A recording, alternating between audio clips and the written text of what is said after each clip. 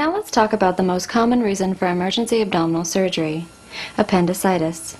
Acute appendicitis results from obstruction and inflammation of the appendix.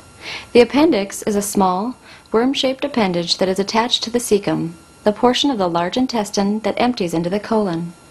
The appendix is especially prone to obstruction because of its small lumen. As you examine the abdomen of a client with suspected appendicitis, you will note lower right quadrant pain. The pain seems to begin in the periumbilical area and then moves over and localizes in the right lower quadrant. You will also note rebound tenderness at McBurney's point, which is halfway between the umbilicus and the anterior iliac spine. The client may also present with an elevated temperature, an elevated white blood cell count, and nausea and vomiting. Acute appendicitis is a dangerous condition because the inflamed appendix can become gangrenous or rupture. Rupture can result in peritonitis with bacterial contamination of the peritoneal cavity. Peritonitis is more common in older adults.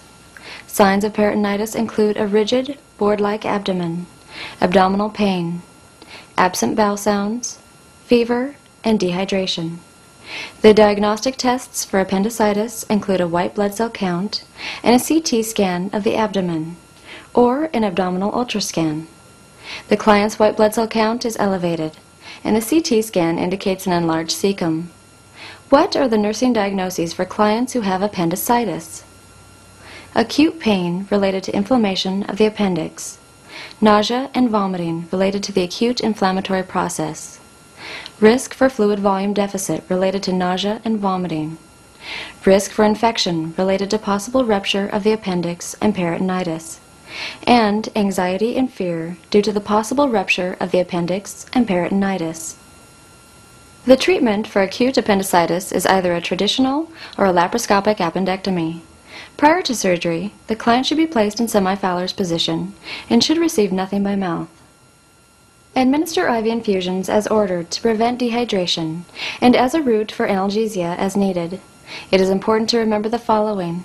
Do not administer laxatives or enemas preoperatively, as these measures can cause perforation of the appendix and peritonitis, and do not apply heat to the client's abdomen, as it can worsen the inflammation. During surgery, the surgeon will remove the appendix through a small incision or by means of laparoscopy.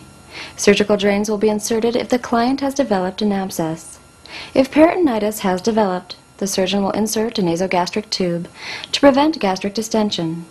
Following surgery, place the client in a semi-Fowler's position and encourage early ambulation if not contraindicated. Advise the client to avoid heavy lifting for several weeks following discharge. If perforation has occurred, administer IV antibiotics as prescribed to control the peritonitis. Be sure to monitor the nasogastric tube and gastric drainage and provide meticulous wound care. What acid-base imbalance is a client at risk for when an NG tube is connected to suction? Metabolic alkalosis, because acids are lost through aspirated gastric contents. Gradually increase the client's activity level until he is fully ambulatory.